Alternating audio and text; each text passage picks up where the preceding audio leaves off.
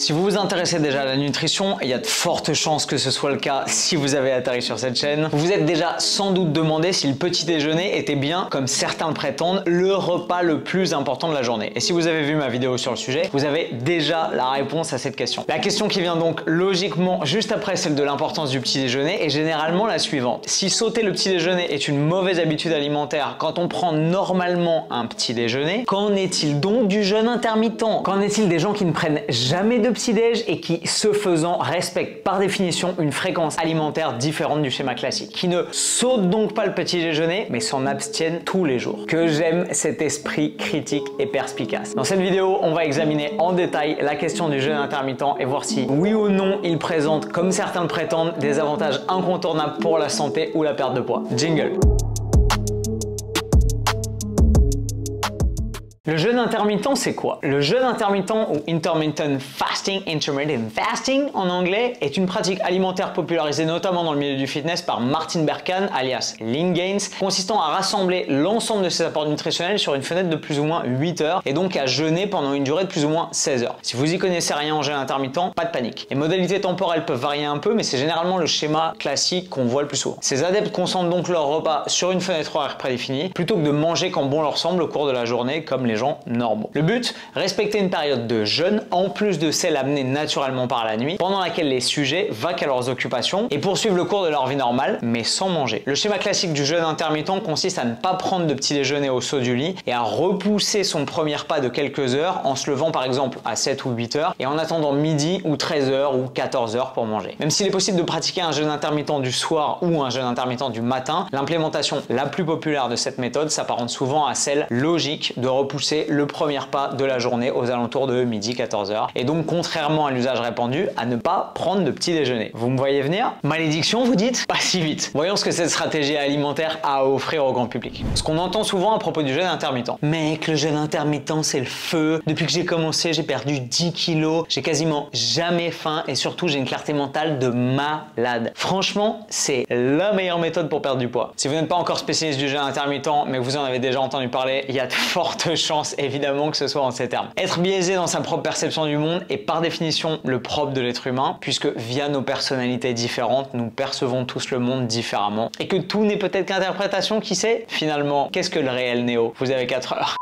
Mais les partisans du jeûne intermittent sont quand même souvent beaucoup plus biaisés que les autres. Et vas-y que j'ai perdu tant de kilos, et vas-y que ma sensibilité à l'insuline est incroyable, et vas-y que j'ai jamais été aussi productif au cours de mes journées, et vas-y que je ressens même plus la sensation de faim, et vas-y que mon corps produit désormais 2 fois plus d'hormones de croissance. Vous avez compris l'idée. Je taquine évidemment, vous commencez à me connaître parce que étant moi-même pratiquant du jeûne intermittent depuis de nombreuses années, j'aime bien asticoter un petit peu mes petits camarades, mais il est vrai que les partisans du jeûne intermittent ont souvent tendance à associer à leur stratégie alimentaire préférée de très nombreux bienfaits réels ou totalement fantasmés. Forcément, de l'extérieur, ça paraît assez alléchant. La réalité, comme vous vous en doutez, est toujours un petit peu plus nuancée. Décortiquons donc un peu cette merveilleuse stratégie pour voir ce qu'elle apporte. Le jeûne intermittent, en vrai, c'est quoi ces bienfaits? Maintenant, on va arrêter de croire aux licornes et on va se concentrer sur les faits, les vrais. Les connaissances produites par une démarche scientifique valable, les essais contrôlés randomisés, des protocoles d'études solides, bref, pas les on-dit colportés par votre pote Jean-Kévin à la salle. Et si la vérité scientifique du jeûne intermittent vous intéresse, on aborde évidemment la question dans un chapitre spécifique de notre formation bayésienne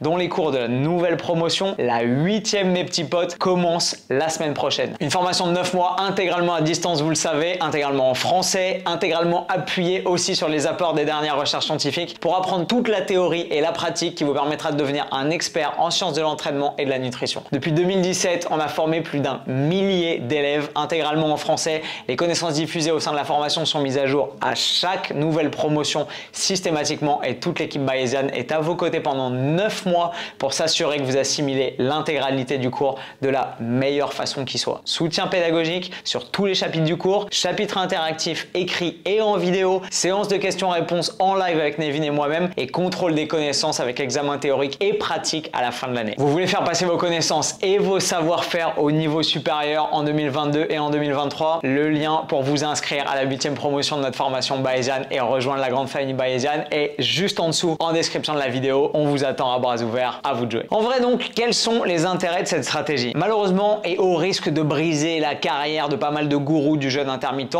le consensus scientifique est assez clair sur la question. En réalité, le jeûne intermittent n'est ni bon ni mauvais en soi et il ne présente pas vraiment d'avantages inhérents pour la santé et la perte de graisse. Rangez vos fusils, rangez vos fourches, un truc comme ça, brandis ses fourches, rallumez torches, on s'en bat les couilles. Donnez-moi 2 secondes pour m'expliquer. Dans de multiples recherches, il n'y a aucune différence entre une restriction énergétique constante ou intermittente pour ce qui est des changements de la composition corporelle, de la dépense énergétique, de l'état de santé cardiovasculaire ou du niveau de faim, comme l'ont montré Shund et al. En 91, Farshi et al. En 2005, Taylor et Garo en 2001, Kobayashi et al. En 2014 ou encore Durandar et al. En 2014. Donc pas 2-3 recherches obscures qui se battent en duel. L'intégralité de la littérature scientifique pertinente sur la question va dans le même sens. Et quand on y pense, c'est assez logique. Si on regarde de plus près notre héritage génétique, on n'a pas vraiment évolué en ayant des tartines toutes prêtes beurrées au saut du lit le matin quand on sortait des cavernes au paléolithique. Il a bien fallu pouvoir être capable de ne pas manger immédiatement après le réveil pour pouvoir survivre et perpétrer l'espèce. Perpétuer? Perpétrer? Putain, je sais jamais comment on dit. Si vous savez, dites-moi ça en commentaire. Donc même si j'ai parfaitement conscience que le jeûne intermittent connaît un sacré regain de popularité depuis quelques années, c'est en réalité notre mode de fonctionnement par défaut depuis des millénaires. Le comportement qu'on pourrait remettre en question serait sans doute plutôt celui consistant à ouvrir les yeux le matin et à s'envoyer 5 minutes après un grand bol de céréales derrière la cravate. Les standards de nos sociétés occidentales, vous le savez, banalisés et diffusés dans le monde entier par le biais de la mondialisation, des séries télé, etc., on finit par nous faire croire que le petit déjeuner était par définition le mode de fonctionnement alimentaire par défaut. Dites-moi honnêtement, dans quelle série américaine digne de ce nom les familles ne prennent-elles pas un petit déjeuner typique avant que chacun quitte le domicile familial pour se rendre à l'école ou au travail? En soi, le jeûne intermittent n'a rien d'extraordinaire humainement parlant. Ne pas manger dès le réveil est même, vous l'avez compris, le mode de base de notre évolution. En vérité, même le jeûne en soi n'a rien d'extraordinaire à l'échelle de l'humanité et on va pas non plus forcément en mourir. Pour la petite histoire, dites-vous que le plus long jeûne de perte de poids conduit avec succès a duré plus d'1 an. Un certain monsieur M, oui je vous l'accorde, c'est un nom assez énigmatique, a vécu seulement de multivitamines et de levure pendant 382 jours et est passé au cours de cette période de 207 kg à 82 kg de poids de corps. Ouais, ça fait 125 kg de perdu en un peu plus d'1 an. Ce qui ne veut absolument pas dire que faire la grève de la faim soit la meilleure stratégie pour perdre du poids. Comme dirait l'autre, il y en a qui ont essayé, ils ont eu des problèmes. Cela signifie juste, vous l'avez compris, que la recherche nous fournit quelques exemples de jeûnes assez longs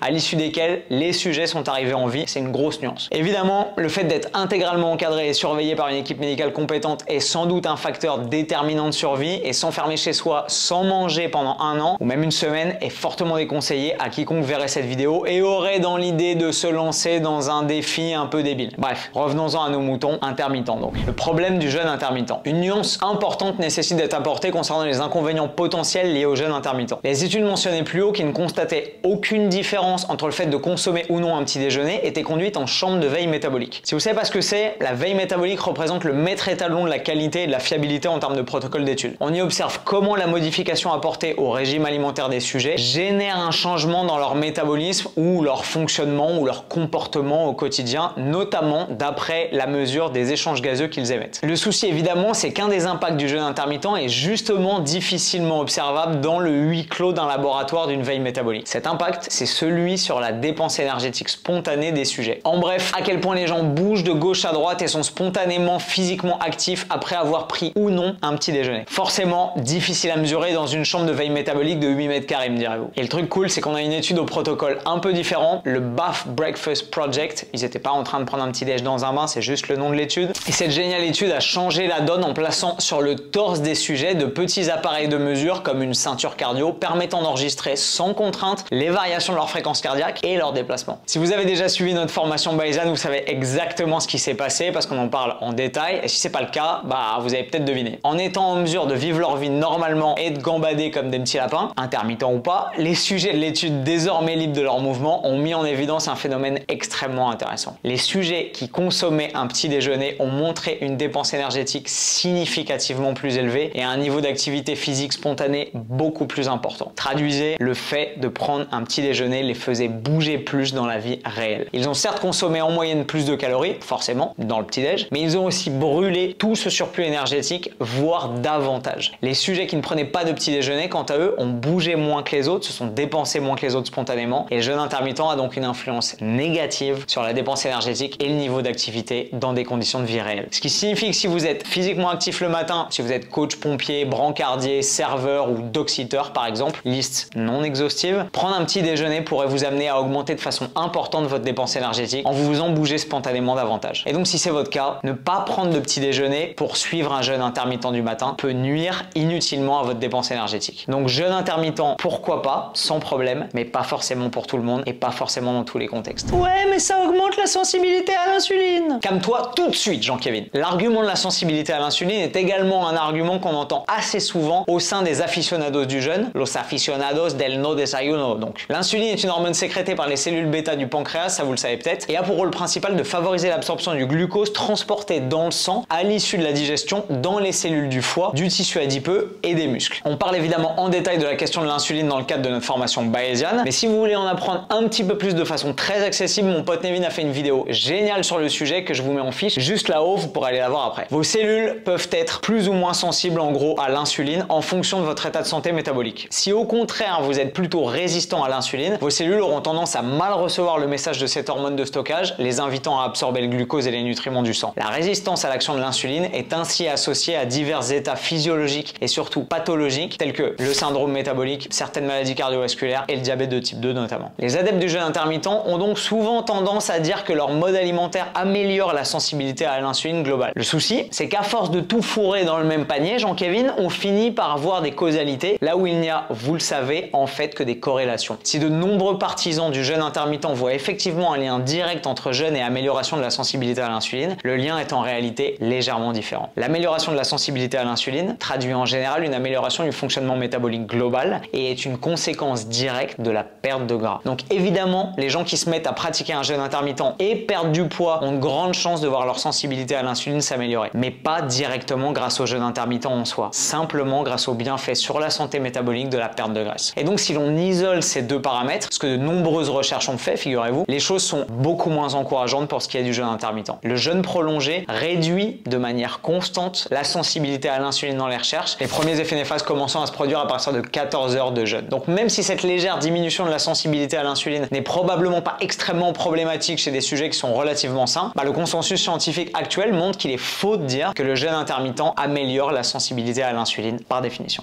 Et l'hormone de croissance alors? Quant à l'hormone de croissance, sa sécrétion augmente effectivement lors du jeûne. Félicitations Jean-Kevin. En revanche, là où ça devient embêtant, c'est quand les gourous du fasting ont tendance à en déduire directement que le jeûne est favorable à la croissance musculaire. L'augmentation de la sécrétion d'hormones de croissance ne signifie pas que vous allez subitement vous mettre à bâtir plus de muscles comme par magie, comme le croient la plupart des gens. En termes métaboliques, cela signifie simplement que votre corps essaye de faire face à un manque d'apport nutritionnel et que votre foie se met à produire plus d'IGF-1, un mot que vous avez probablement déjà entendu. L'IGF-1 est un facteur de croissance qui s'avère être davantage actif malheureusement dans le tissu musculaire. Donc même si l'augmentation du niveau d'hormones de croissance pendant un jeûne aide à prévenir le catabolisme musculaire et à le tamponner, cela ne sera pas suffisant pour augmenter votre masse musculaire en déclenchant la création de nouvelles protéines musculaires, puisque par définition vous n'avez aucune nourriture et donc aucun acide aminé en circulation pour construire de nouveaux tissus. Votre corps ne construit pas du muscle comme par magie si vous ne lui apportez pas les briques pour le faire. Rappelez-vous de la formule d'Antoine de Lavoisier. Rien ne se perd, rien ne se crée, tout se transforme. Mais on fait quoi alors? Jeûne ou pas jeûne? Vous l'avez compris, si vous avez un travail ou un mode de vie qui vous amène à bouger pas mal le matin, ou alors si vous présentez déjà des troubles métaboliques, que vous avez pas mal de gras ou vous êtes relativement résistant à l'insuline, pratiquer un jeûne intermittent n'est probablement pas la meilleure idée que vous ayez eue cette année. Je suis désolé de vous le dire, mais c'est la réalité. En revanche, si vous ne vous déplacez généralement pas trop le matin et que vous ne présentez aucune résistance à l'insuline, le jeûne intermittent peut néanmoins présenter certains intérêts sociaux en termes de mode de vie, de flexibilité alimentaire, de préférence alimentaire et même d'optimisation de votre stratégie nutritionnelle. Et c'est évidemment un ensemble de points qui sont apportés au crédit du jeûne intermittent et qui dépassent largement les seules conséquences hormonales. On l'a dit, le jeûne intermittent ne change pas grand chose en termes de perte de gras, donc le choix de pratiquer ou non un jeûne intermittent va dépendre de votre inclination naturelle à consommer ou non un petit déjeuner. Aussi simple que ça. Si vous n'avez pratiquement jamais faim le matin en vous réveillant, comme c'est le cas de pas mal de gens, et que vous n'êtes pas vraiment actif physiquement une bonne partie de la matinée, ne pas prendre de petit déjeuner et commencer à manger aux alentours de midi 14h vous permettra probablement probablement d'économiser quelques calories précieuses pour la deuxième partie de votre journée et donc de les utiliser à bon escient si vous vous mettez à être davantage actif à ce moment-là, comme pour aller au travail, aller à la salle ou tout simplement sortir un peu de chez vous comme l'animal social et civilisé que vous êtes, je n'en doute pas. Et même si je me suis évidemment fait un peu l'avocat du diable dans cette vidéo, principalement pour stimuler votre sens critique, c'est exactement la stratégie alimentaire que je pratique depuis maintenant 7 ans. Mais pas pour les fausses raisons invoquées souvent par les gourous du jeûne intermittent, vous l'avez compris. Simplement parce que cela correspond parfaitement à mon mode de vie. J'ai rarement faim le matin au réveil et mes matinées sont la plupart du temps consacrées à de l'écriture, du travail sur mon ordinateur, des vidéoconférences, des réponses à des mails ou des tournages de vidéos YouTube comme celle-ci. Par conséquent, mis à part le fait de parler fort et de bouger les bras, j'ai relativement peu d'activité physique le matin et comme j'ai pas spécialement faim au réveil, manger dès le saut du lit ne présente aucun intérêt pour moi. J'ai beaucoup plus de facilité à tenir mon total calorique et à respecter ma stratégie alimentaire pour être en bonne santé quand je commence à manger aux alentours de midi, 13, 14 heures, que je ne fais pas de petit déjeuner en me levant le matin. Ça me permet tout de même de faire 3 repas avec généralement un repas après mon entraînement sur les coups de 17 heures et un dernier repas assez copieux vers 21 heures, quelques heures avant de m'endormir. A l'inverse, mes petits potes, et Jean-Kévin va faire la gueule si vous êtes extrêmement actif physiquement dès le matin parce que vous êtes dresseur de tigre ou transporteur de dindons, entre autres, et que vous êtes d'un tempérament à avoir naturellement faim quand vous vous levez, mangez. Le fait de consommer un petit déjeuner en vous levant vous amènera à être davantage physiquement actif le matin que vous ne l'êtes déjà. Vous brûlerez très probablement l'intégralité des calories que vous allez consommer et vous n'aurez pas cette espèce d'atroce sensation d'avoir le ventre qui gargouille toute la matinée.